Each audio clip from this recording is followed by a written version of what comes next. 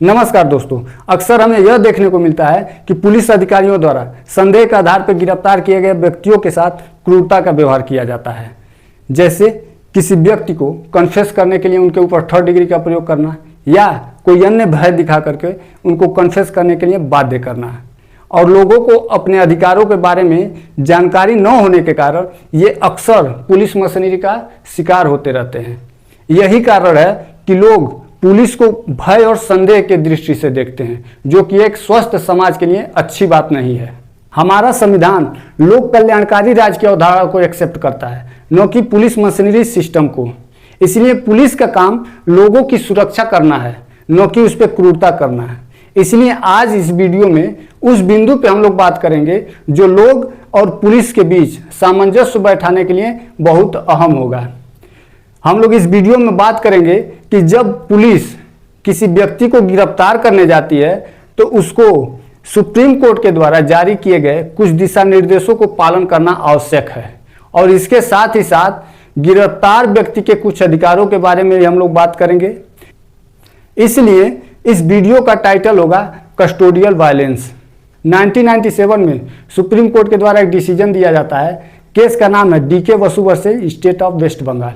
इस मामले में पश्चिम बंगाल राज्य में एक नॉन पॉलिटिकल ऑर्गेनाइजेशन जिसका नाम लीगल एड सर्विसेज है, उसके अध्यक्ष डीके वसु के द्वारा पश्चिम बंगाल राज्य में पुलिस हवालात में मृत्यु के संबंध में कई न्यूज़पेपरों में प्रकाशित रिपोर्टों को आधार मानते हुए भारत के मुख्य न्यायाधीश को एक पत्र लिखा गया है, और उस पत्र के माध्यम से भारत के मुख्य न्यायाधीश का ध्यान आकर्षित किया गया है और यह प्रार्थना किया गया कि पुलिस हवालात में मृत्यु के संबंध में जितने मामले हैं उनका गहराई से जांच किया जाए, और साथ ही साथ जो कस्टडी जूरिस्प्रूडेंस है उसको और अधिक विकसित किया जाए, और इससे प्रभावित व्यक्ति या उनके परिवार के सदस्यों को उचित कंपनसेशन दिया जाए।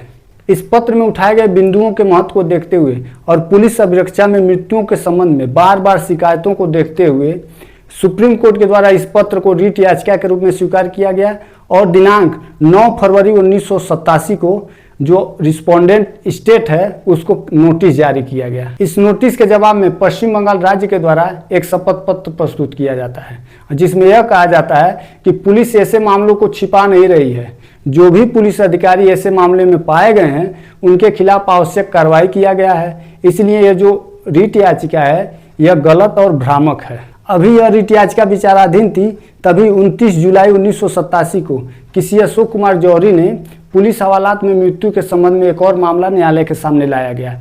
तो न्यायालय ने आदेश दिया कि इस मामला के अशोक कुमार जौहरी के मामले को डीके वसु के मामले के साथ सूचीबद्ध किया जाए और इनका विचारण एक साथ किया जाए। और इस प्रकार विचारण करते हुए 14 अगस्त 1987 को सुप्रीम कोर्ट के द्वारा एक आदेश दिया गया। सुप्रीम कोर्ट के द्वारा यह आदेश दिया गया कि अधिकांशतः प्रत्येक राज्य में पुलिस हवालात में हो रही मृत्युओं की संख्या लगातार बढ़ती जा रही है। वर्तमान समय में इस समस्या से निपटने के लिए कोई प्रभावी मशीनरी नहीं है। चूंकि यह भारत के प्रत्येक राज्यों की समस्या है, इसलिए प्रत्येक राज्य को इस संबंध में नोटिस जारी किया जाए, और इसके साथ ही साथ भारत के विधि आयोग को भी इस प्रार्थना के साथ नोटिस जारी किया जाए कि वो आज से 2 माह के भीतर इस संबंध में अपना रिपोर्ट प्रस्तुत करे। तो इसके जवाब में भारत के कई राज्यों के द्वारा शपथ पत्र प्रस्तुत किया गया। इन रीट याचिकाओं के सुनवाई के दौरान सुप्रीम कोर्ट को लगा कि इस संबंध में बार की भी सहायता ले लेनी चाहिए। अतः सुप्रीम कोर्ट के द्वारा सुप्रीम कोर्ट के वरिष्ठ अधिवक्ता श्री A.N. सिंघवी को न्यायालय की सहायता करने के लिए वाद मित्र के रूप में नियुक्त किया गया। माननीय सुप्रीम कोर्ट के द्वारा इन रीट याचिकाओं पर विचार करते हुए इस संबंध में कुल 11 दिशा निर्देश दिए गए, जिसमें पहला है गिरफ्तार करने वाले या उसको जांच करने वाले पुलिस अधिकारी का नाम और उसका पद स्पष्ट रूप से दिखाई देना चाहिए। इसके अलावा गिरफ्तार व्यक्ति से कोई पुलिस अधिकारी अगर पूछताछ करता है तो उसका भी विवरण रजिस्टर में दर्ज होना चाहिए। दूसरे नंबर पर है गिरफ्तारी के समय गिरफ्तार करने वाले पुलिस अधिकारी द्वारा एक मेमो तैयार किया जाएगा, और वह मेमो कम से कम एक साक्षी द्वारा प्रमाणित किया जाएगा, और वह साक्षी उस परिवार का कोई सदस्य हो सकता है या उस मोहल्ले का कोई प्रतिष्ठित व्यक्ति हो सकता है। तीसरे नंबर पर यह है कि गिरफ्तार व्यक्ति को यह अधिकार होगा कि उसकी गिरफ्तारी की सूचना उसके मित्र या उसके रिलेटिव या किसी अन्य व्यक्ति जिसको वह जानता है उसको दिया जाए। चौथे नंबर पर है पुलिस गिरफ्तारी के समय स्थान और अभिरक्षा के स्थान की सूचना उसके मित्र को देगा। यदि वो मित्र जिले से बाहर रहता है तो उसको किसी अन्य माध्यम से या विधिक सहायता केंद्र के माध्यम से 8 से 12 घंटे के भीतर उसको सूचना देना आवश्यक है। साथ ही साथ 5वें में यह कहा गया है कि गिरफ्तार व्यक्ति को इस अधिकार की जानकारी होनी चाहिए कि उसके बताए गए मित्र को उसकी गिरफ्तारी की सूचना दे दी गई है। 6वें नंबर पे है कि उस स्थान पे जहाँ पे व्यक्ति को डिटेन किया गया है वहाँ पे एक डायरी होगी और उस डायरी में उसके मित्र जिसको इसकी गिरफ्तारी की सूचना दी गई है उसका नाम दर्ज किया जाएगा और इसके साथ ही साथ उस पुलिस अधिकारी का भी नाम दर्ज किया जाएगा जिसके कस्टडी में व्यक्ति को रखा गया है।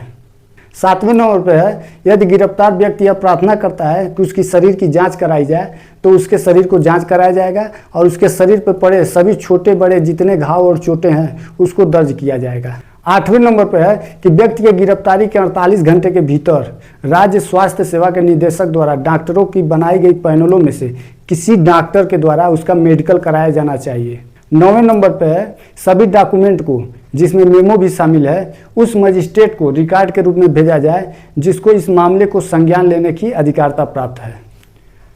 10वें नंबर पर है कि गिरफ्तार व्यक्ति को अपने अधिवक्ता से मिलने और उसकी सहायता लेने दिया जाएगा।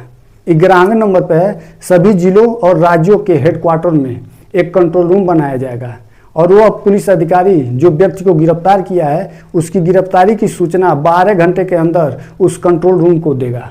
आगे न्यायालय के द्वारा यह भी कहा गया कि जो भी दिशा निर्देश दिए गए हैं उसका पालन करना आवश्यक है क्योंकि ये संविधान के आर्टिकल 21 और 22 के तहत आते हैं। इसलिए अगर कोई व्यक्ति इसका पालन नहीं करता है तो उसके खिलाफ विभागीय कार्रवाई के अलावा वह न्यायालय अवमानना का भी दोषी होगा और उस हाईकोर्ट में उसकी कार्रवाई की जाएगी जिसके अधिकारिता के अधीन वह व्यक्ति आता है। इसके बाद 2011 में सुप्रीम कोर्ट का एक डिसीजन आता है। केस का नाम है महबूब वाचा versus state representative by superintendent of police.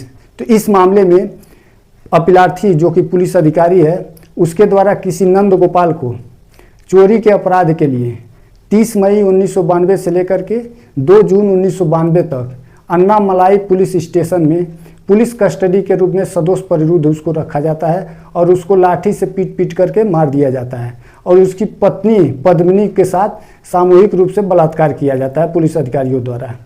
तो इस अपराध में 5 पुलिस अधिकारियों को आरोपित किया गया और उसका विचारण किया गया। तो विचारण के बाद विचारण न्यायालय और हाईकोर्ट के द्वारा यह माना गया कि नंद गोपाल की हत्या नहीं बल्कि नंद गोपाल स्वयं आत्महत्या किया है।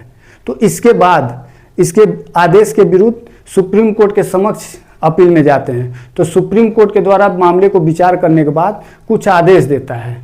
इस मामले में सुप्रीम कोर्ट के द्वारा यह कहा गया कि किसी मामले में लघु कमियां संपूर्ण अभियोजन को ध्वस्त नहीं कर सकती है और इस मामले में कोई भी कमियां नहीं है।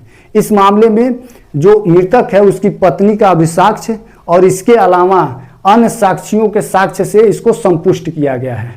दूसरे नंबर पर यह कहा गया कि मृतक की पत्नी का अभिसाक्ष्य जो है वो विश्वसनीय है, इसमें हस्तक्षेप करने का कोई कारण नहीं है क्योंकि कोई भी सम्मानित महिला अपने खिलाफ ऐसा अपमानकारी कथन करके दूसरे के खिलाफ अभियोजन नहीं ला सकती है। आगे यह कहा गया कि जो मृतक नंद गोपाल का पोस्टमार्टम रिपोर्ट है तो उससे यह तय होता है कि उसके शरीर पर कई चोटें थी, इससे यह पता चलता है कि पुलिस अधिकारी द्वारा उसको बुरी तरह से पीटा गया और उसको मार दिया गया है।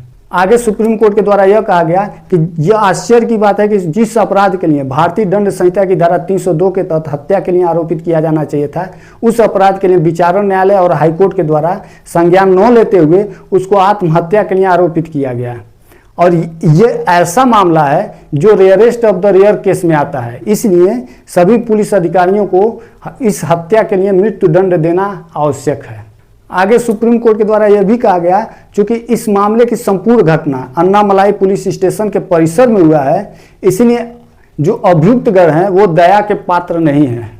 आगे सुप्रीम कोर्ट के द्वारा यह कहा गया कि इस मामले में पुलिस अधिकारियों के द्वारा किया गया कार्य डीके बसु के मामले में दिए गए निर्देशों के विरुद्ध है और प्रत्येक पुलिस अधिकारी को यह समझना चाहिए कि उनको व्यक्तियों या किसी लोक सेवकों के साथ कैसा व्यवहार करना चाहिए। सन 2000 में एक केस आता है state of Andhra Pradesh versus चल्ला रामकृष्णा रेड्डी। इस मामले में कहा गया कि एक कैदी को संविधान के द्वारा कर्टेल किए गए अधिकारों को छोड़ करके से सभी मौलिक अधिकारों का उपभोग करने के लिए वो अधिकारी है, उसको किसी अधिकार से वंचित नहीं किया जा सकता। तो ये रहा आज का वीडियो। उम्मीद है आप लोग को समझ आया होगा।